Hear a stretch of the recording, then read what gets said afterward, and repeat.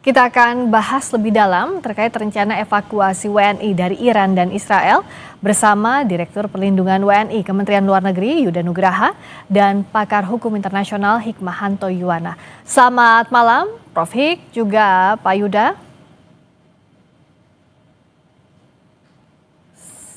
Selamat malam. Suaranya nggak ada ya? Selamat malam Prof. Hikmahanto dan juga Pak Yuda. Sambil kita perbaiki. Ya, sudah bisa mendengar suara saya? Sudah sekarang. Baik, bisa, terima kasih. Terima kasih Ya. banyak. Saya ke Pak Yuda dulu. Untuk saat ini bagaimana rencana evakuasi terdekat, baik itu di Iran maupun Israel? Ya, dapat kami sampaikan bahwa proses evakuasi saat ini telah berjalan ya, pasca penetapan status siaga 1 oleh Bapak Menteri Luar Negeri. Setelah itu kita lakukan komunikasi dengan para WNI, kita data para WNI yang ingin dievakuasi dan dapat kami sampaikan bahwa saat ini mereka sedang dalam perjalanan menuju ke perbatasan. Kita doakan agar semuanya berjalan lancar. Boleh tolong diupdate perkembangan terkininya Pak Yuda, untuk yang dari Iran ada berapa WNI yang dievakuasi, begitu pula yang dari Israel? Ya.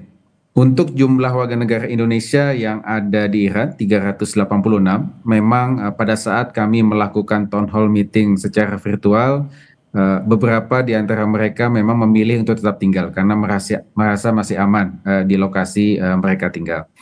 Untuk jumlah WNI-nya, karena memang pola kita adalah pertama mengumpulkan WNI di safe house KBRI Teheran, dan kemudian sepanjang perjalanan menuju perbatasan kita akan menjemput beberapa WNI yang ada di beberapa titik.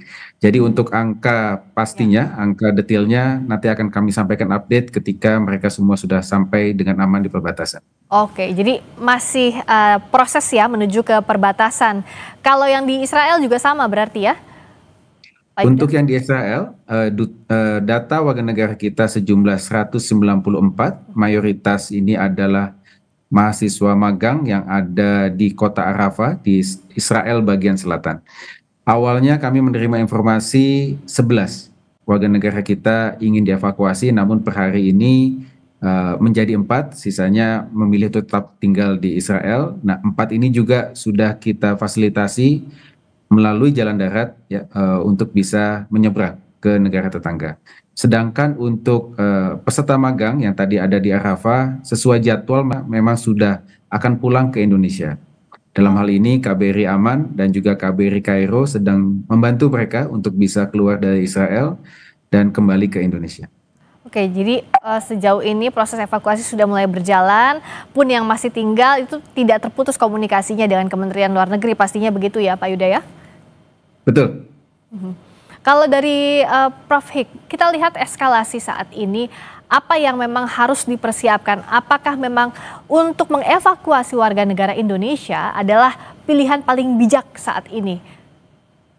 Ya, tentu ini merupakan pilihan yang sangat bijak. Karena apa? Karena pertama, perang ini terus bereskalasi. Dan kita tahu bahwa Presiden Trump walaupun masih akan menentukan dalam 2 minggu ke depan apakah Amerika Serikat akan terlibat atau tidak, namun kapal-kapal induk Amerika Serikat beberapa sudah merapat ke Timur Tengah. Ini yang mengindikasikan bahwa perang ada kemungkinan besar akan bereskalasi, di mana Amerika Serikat akan masuk dan kemudian melakukan serangan terhadap Iran. Karena Presiden Amerika Serikat seolah-olah memberi waktu selama 2 minggu agar pemimpin Iran Ali Khamenei untuk mau menyerahkan diri tanpa syarat. Tapi kalau misalnya beliau tidak mau menyerahkan diri tanpa syarat, maka akan ada serangan baik terhadap beliau maupun terhadap petinggi-petinggi Iran yang mungkin akan menargetkan terus Israel. Jadi ini memang sudah saatnya, dan Bapak Menlu sudah menyampaikan bahwa sudah sampai pada siaga 1. Memang kalau misalnya dalam konflik seperti ini, kita tidak bisa berpikir bahwa ini satu Iran semuanya atau satu Israel semuanya, tetapi ini masih bagian-bagian tertentu dari Iran, misalnya di Teheran atau di tempat-tempat lain, dan kemudian di Israel juga demikian, sehingga warga negara kita seperti tadi Pak Yuda katakan, mereka merasa masih aman-aman saja. Padahal ini adalah kesempatan bagi mereka untuk bisa dievakuasi sehingga tidak membuat repot pemerintah, karena pemerintah sudah menyiapkan. Pemerintah akan sulit melakukan evakuasi apabila perang ini terus bereskalasi, lalu kemudian mereka minta untuk dikeluarkan. Jadi ini yang saya berharap tidak hanya Pak Yuda dan teman-teman untuk melakukan rencana mengevakuasi, tetapi ada kerjasama dari warga negara kita di daerah konflik untuk mau mengikuti, mempedomani instruksi-instruksi yang dikeluarkan oleh perwakilan. Karena pada titik tertentu kalau misalnya memang sudah terlambat, itu tidak bisa dievakuasi, dan mohon maaf, pemerintah tidak akan bisa dipersalahkan apabila tidak berhasil untuk melakukan evakuasi. Nah, bicara soal atensi untuk evakuasi WNI datang juga dari Kemenko Polkam. Saya akan bacakan dulu data terbarunya. Kementerian Koordinator Bidang Politik dan Keamanan, Saudara, menggelar rapat koordinasi lintas kementerian untuk memastikan kesiapan pemulangan 386 WNI di Iran. Dalam keterangan tertulis, Menko Polkam Budi Gunawan menegaskan bahwa pemerintah telah menyiapkan rencana kontingensi termasuk evakuasi darat menuju Buku Azerbaijan. Adapun proses evakuasi tahap 1 yang berlangsung pada 20 Juni 2025, ada sebanyak 115 WNI yang diberangkatkan menggunakan 4 bus dari Teheran. Pemerintah juga telah menyampaikan nota diplomatik dan membuka jalur komunikasi darurat bagi WNI di zona konflik. Itu informasi terbarunya. Dan saya tanyakan lagi update-nya ke Pak Yuda. Nah, untuk warga negara Indonesia yang masih bertahan di daerah konflik ini, apa yang dilakukan? Apakah ada batas waktu tertentu misalnya? Dan jikalau eskalasi terjadi, apa saja langkah pencegahan yang dilakukan agar bisa mengevakuasi WNI sebelum terlambat? Ya, baik Mbak Friska. Pertama kami ingin mengeko apa yang tadi disampaikan oleh Prof. Hik, ya, bahwa kita tidak bisa hanya melihat situasi saat ini di beberapa kota yang ada di Iran maupun Israel yang mungkin belum menjadi sasaran tembakan dari masing-masing pihak. Jadi merasa masih aman. Namun yang kita perlu pikirkan adalah potensi eskalasi ke depan yang kami nilai sangat tinggi. Nah, oleh karena itu kami sangat menghimbau agar para WNI bisa ikut dalam proses evakuasi yang kita lakukan. Jangan menunggu sampai situasinya keotik, karena akan sangat membatasi ya kemampuan perwakilan RI untuk bisa menolong warga negara kita.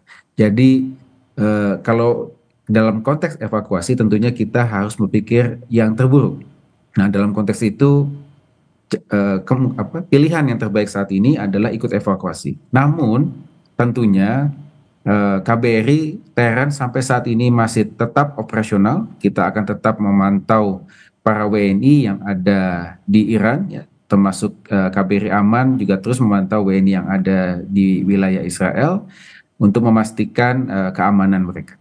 Baik, nah kalau kita membaca potensi eskalasi, Prof. Hikmahanto, apa saja indikator-indikatornya? Satu, Trump sudah bilang bahwa dalam waktu 2 minggu mengultimatum ke Iran. Nah, tapi apakah itu saja atau juga bagaimana reaksi negara-negara lain yang misalnya Korea Utara sudah angkat bicara juga mengatakan Israel ini sebagai kanker di Timur Tengah. Nah, artinya kan dengan semakin terlihat proksi masing-masing, apakah ini juga bisa kita baca bahwa ini akan bisa membesar perangnya? Ya, yang pasti adalah selain tadi 2 minggu ke depan Trump akan menentukan, juga ada himbauan dari pemerintah Amerika Serikat terhadap warganya untuk keluar dari Timur Tengah. Nah, ini juga mengindikasikan bahwa bukannya tidak mungkin Amerika Serikat akan terlibat dalam perang ini. Nah, permasalahannya adalah kalau Amerika Serikat terlibat, jadi bukan antara Israel dengan Iran, tapi Amerika Serikat masuk di situ, bukannya tidak mungkin ini akan mengundang negara-negara lain untuk juga masuk. Ya, tadi sudah disampaikan Korea Utara. Korea Utara itu yang penting ada Amerika Serikat di sana, terlepas dari ideologinya apa, dia akan hadir di sana. Hmm. Itu yang kita khawatirkan. Lalu kemudian juga kita tidak tahu Rusia, ya, Bapak Presiden bertemu dengan Presiden Putin di sana, mungkin juga masih mendorong agar terjadinya perdamaian. Tapi bukannya tidak mungkin kalau misalnya Amerika Serikat masuk untuk membalance, menyeimbangkan kekuatan, maka bukannya tidak mungkin Rusia akan hadir berada di belakang Iran. Belum lagi negara-negara yang ada di Tiongkok timur. juga ya, Prof. Hik? Ya, mungkin juga Tiongkok, tapi saya tidak tahu persis kalau misalnya Tiongkok, gitu ya, seperti apa. Mungkin Tiongkok pada saat ini safety player lah, kira-kira melihat situasi seperti ini. Tetapi indikasi-indikasi bahwa perang ini akan meluas itu sudah ada, dan banyak negara mempertanyakan apa yang memungkinkan untuk bisa mengakhiri perang yang sekarang ini berlangsung antara Israel dengan Iran. Karena apa? PBB sudah tidak bisa. Dua kali sidang darurat di Dewan Keamanan Perserikatan Bangsa-Bangsa tidak ada hasil. Lalu kemudian G7 juga sudah bertemu, tapi juga tidak ada hasil yang konkret yang bisa dilakukan. Nah, oleh karena itu, saya melihat bahwa eskalasi untuk menjadi lebih besar itu justru ada, ya. Dan di sini seperti tadi himbauan dari Bapak Direktur agar warga negara kita mau mengikuti apa yang diminta oleh pemerintah kita, seperti itu. Ini juga mungkin untuk edukasi sangat penting, Pak Dir, Pak Yuda. Bisa digambarkan kalau status misalnya siaga 1 atau jika ada eskalasi, bagaimana WNI di daerah konflik ini bisa membaca? Artinya di saat mana bahwa di titik itulah WNI harus mengungsi segera mungkin, harus mengevakuasi diri sesegera mungkin. Ya, Mbak Friska, jadi setiap perwakilan RI wajib memiliki rencana kontingensi pelindungan warga negara Indonesia. Nah, dalam rencana kontingensi tersebut, perwakilan RI sudah melakukan analisa ancaman terhadap keselamatan warga negara Indonesia, dan kemudian kita bagi dalam 3 level, siaga 3, siaga 2, dan kemudian siaga 1. Nah, siaga 1 ini adalah situasi di mana kita menilai dapat membahayakan jiwa warga negara Indonesia, dan oleh karena itulah pemerintah secara aktif melakukan proses evakuasi. Nah, ketika sudah ditetapkan siaga 1, itulah saatnya kita untuk keluar dari wilayah konflik tersebut. Dan oleh karena itu, kami sangat menghimbau tadi sekali lagi agar para WNI bisa dapat ikut evakuasi yang sudah kita siapkan. Ya, jadi harus mengikuti apa yang jadi arahan Kementerian Luar Negeri. Ini kan tentu untuk keselamatan warga negara Indonesia di daerah yang rawan, di daerah yang siaga 1, Prof. Hikmahanto. Tapi peran Indonesia seberapa besar ya dalam konflik ini atau dalam perang Iran dan Israel ini? Apakah kita memang ya sejauh ini hanya bisa menyelamatkan warga negara Indonesia di daerah konflik, tapi kalau bicara perdamaian kedua negara tampaknya sulit, apalagi misalnya Iran juga bilang bahwa akan melawan sampai akhir, tidak ada perundingan kalau masih ada serangan dari Israel. Ya, dalam situasi seperti ini terus terang kita pemerintah Indonesia tidak bisa banyak yang kita bisa lakukan. Bapak Menlu sudah menghimbau agar negara-negara menahan diri untuk mengeskalasinya perang di Israel dan Iran. Tetapi sepertinya juga tidak didengar, dan ini juga dilakukan oleh negara-negara lain. Lalu sudah mendorong agar ada pembahasan di Dewan Keamanan PBB, itu juga sudah dilakukan. Tapi kita tahu bahwa apapun resolusi yang dikeluarkan oleh Dewan Keamanan PBB pasti akan diveto oleh Amerika Serikat apabila itu akan merugikan Israel. Belum lagi pertemuan dengan kepala-kepala negara, kepala pemerintahan juga tidak menghasilkan apa-apa. Karena apa? Saya melihat bahwa perang Israel dengan Iran ini sebenarnya adalah perang Amerika Serikat dengan Iran. Karena saya melihat bahwa Presiden Trump sudah mengatakan sebelum beliau menjabat menjadi presiden bahwa penyelesaian masalah di Gaza itu adalah dengan melakukan serangan ke Iran. Yang kedua, pada waktu beliau menjadi presiden, beliau menginisiasi untuk dengan Iran melakukan kesepakatan terkait dengan senjata nuklir. Itu pada waktu menjelang gagal, beliau sudah mengatakan bahwa kalau ini gagal, maka Amerika Serikat akan menyerang Iran. Dan ternyata memang gagal.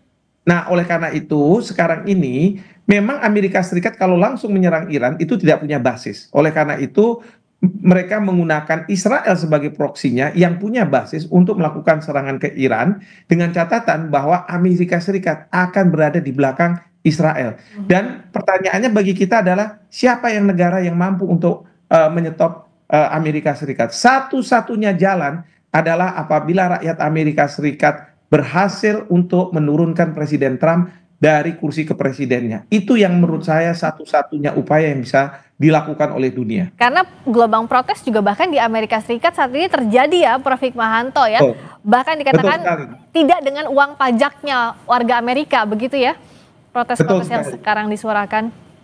Betul, karena ini perbedaan antara apa yang dilakukan oleh Trump yang menurut Trump adalah terbaik untuk Amerika Serikat dengan apa yang rakyat Amerika Serikat menganggap bahwa ini yang terbaik. Itu terjadi discrepancy, terjadi perbedaan. Nah, satu-satunya jalan ya menurut saya adalah suara rakyat, people's power yang akan menjalankan segala sesuatunya, di mana nanti Kongres bisa kemudian merespon dengan melakukan impeachment terhadap Presiden Trump. Nah, dengan kondisi yang serba tidak pasti ini, Pak Yuda, apa yang bisa dilakukan komunikasi? Tentu kan harus dengan langkah-langkah yang persuasif, harus baik juga terhadap warga negara Indonesia di daerah konflik. Apakah sudah ada misalnya diberitahukan lewat jalur komunikasi, mana-mana saja kalau terjadi eskalasi harus kemana begitu warga negara Indonesia yang ada di Iran maupun Israel? Ya. Jadi memang dalam konteks rencana kontingensi sebetulnya ini sudah dimulai ketika Israel menyerang konsulat Iran yang ada di Damaskus dan kemudian akhirnya saling balas-membalas. Kita telah menetapkan status siaga di banyak negara di Timur Tengah. Siaga 1 bukan hanya ada di Iran dan Israel, tapi juga sudah ditetapkan oleh KBRI Damaskus untuk wilayah Suriah, KBRI Beirut untuk wilayah Lebanon, dan KBRI Muscat untuk wilayah Yaman. Nah, di negara-negara itulah yang kita nilai juga berpotensi membahayakan jiwa warga negara kita, dan oleh karena itu kita aktif melakukan proses evakuasi.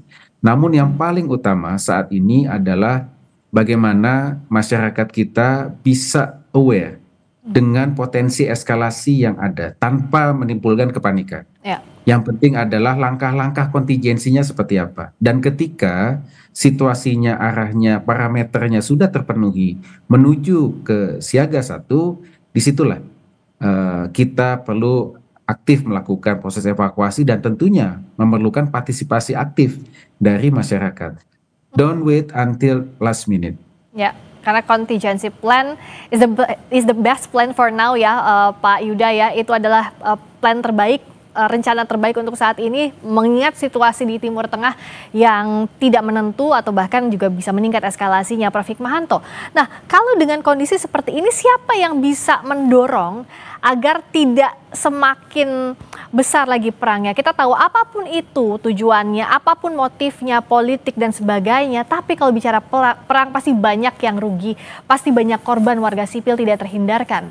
Tapi siapa yang bisa menghentikannya? Ini kan kekuatan besar Amerika dan juga Iran yang sama-sama punya harga diri, yang sama-sama nggak mungkin dihentikan oleh siapapun dalam kondisi sekarang. Yang pasti adalah rakyat dunia, kita-kita semua. Bahkan saya harus menyampaikan para netizen Indonesia ya untuk bisa memviralkan, mereka bisa berkomunikasi dengan teman-temannya di Amerika, teman-temannya di Israel mungkin, dan mungkin di Iran, untuk supaya mereka mau melakukan suatu tindakan kepada pemerintahnya. Memang pada waktu pertama dilakukan penyerangan ke Iran oleh Israel, Perdana Menteri Netanyahu dalam pidato setelah serangan itu mengatakan bahwa dia minta menghimbau kepada rakyat Iran untuk menurunkan pemimpinnya. Jadi memang ada di tangan dari rakyat gitu ya. Tentu kita juga bisa mengatakan kalau misalnya rakyat Israel, oposisi itu didukung oleh banyak rakyat Israel karena mereka merasa bahwa dengan tindakan Netanyahu bukan membuat Israel lebih aman, tapi justru menjadi kehancuran. Belum lagi ada pengumuman dari Israel bahwa jangan menggunakan simbol-simbol Israel ketika mereka berpergian di luar negeri. Itu yang kita harapkan, bahwa mereka akan minta supaya oposisi kuat dan kemudian menurunkan Perdana Menteri Netanyahu. Ya, kita yang bisa mendesak, warga dunia harus bisa mendesak agar tidak semakin besar lagi dampak perang Iran dan Israel dengan kepentingan apapun di belakangnya, dan kita harapkan juga evakuasi warga negara Indonesia di daerah konflik ini bisa berlangsung dengan lancar, aman, dan baik. Terima kasih atas waktunya Pak Yuda Nugraha, Direktur Pelindungan WNI Kementerian Luar Negeri. Terima kasih juga Prof. Hikmahanto Yuwana, pakar hukum internasional. Selamat malam. Selamat malam.